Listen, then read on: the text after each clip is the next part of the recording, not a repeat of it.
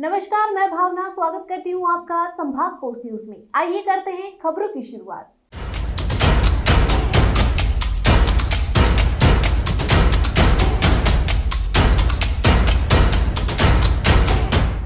मध्य प्रदेश में पंचायती त्रिस्तरीय चुनाव बिना ओबीसी वर्ग के नहीं करने पर खुशी जाहिर करते हुए इंदौर की कांग्रेस पार्टी द्वारा चिमनबाग मैदान से संभाग आयुक्त कार्यालय तक पद यात्रा निकाली गई। यात्रा के माध्यम से कांग्रेस के पूर्व मुख्यमंत्री कमलनाथ के प्रति जता रहे खुशी, साथ ही जनता को दे रहे हैं समझाइश।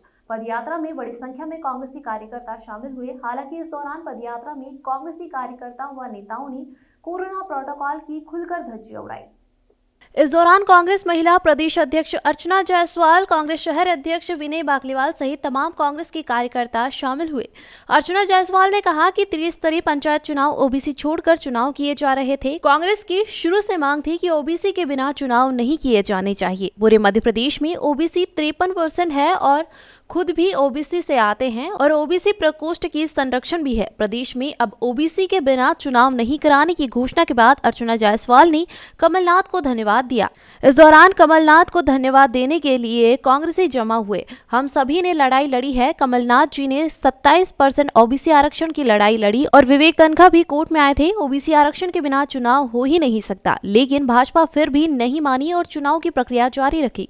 और अब भाजपा सरकार को वस्तु स्थिति समझ में आ गई है और ओबीसी वर्ग उनसे नाराज न हो जाए, इसलिए चुनाव निरस्तीकरण के लिए राज्यपाल के पास गए हैं। हालांकि अब कोर्ट भी इस पर मुहर लगाने वाली है। इसको लेकर इंदौर की कांग्रेस कमेटी सड़क पर उतरकर कमलनाथ को धन्यवाद प्रेषित कर रही है और जनता को भी बता रही है कि हम ओबीसी वर्ग की लड़ाई लड़ते रहेंगे। उन्होंने कहा कि ओबीसी आरक्षण का कोई हनन नहीं कर सकता, इसलिए चिमनबाग मैदान से कमिश्नर कार्यालय तक पदयात्रा निकाली गई। वहीं भाजपा सरकार ने झूठ पर जितने भी आज तक चुनाव कराए हैं कोरोना के कारण किए हैं। अब इस दौरान कितने ही लोग काल के गाल में समा गए हैं। भाजपा लगातार चुनावी रैलियां करे जा रही है, वहीं कोरोना प्रोटोकॉल की धज्जियां उड़ाई जा रही है। प्रदेश के मुख्यमंत्री शिवराज सिंह चौहान झूठ का पुलिंदा बना रहे हैं। हालांकि सत्य की विजय हुई है और कांग्रेस की जीत हुई है। कांग्रेस महिला प्रदेश अध्यक्ष अर्चना जायसवाल ने कहा कि आगे भी सभी वर्गों के लिए कांग्रेस लड़ाई लड़ती रहेगी।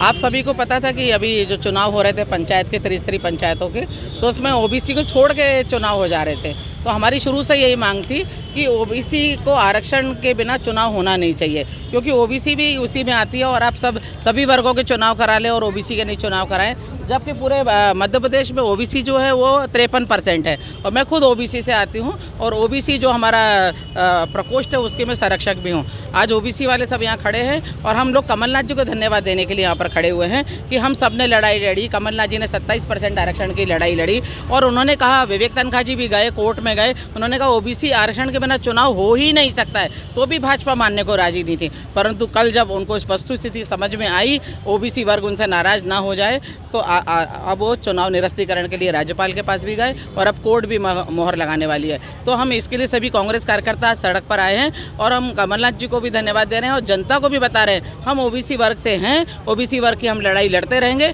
ओबीसी का अधिकार को कोई हनन ना कर पाए। आज हम इसलिए उनको धन्यवाद ज्ञापित करते हैं और थोड़ी पदयात्रा निकाल के हम लोग उसको सांकेतिक रूप से हम लोग चलेंगे यहाँ पर। लेकिन बीजेपी का कहना है कि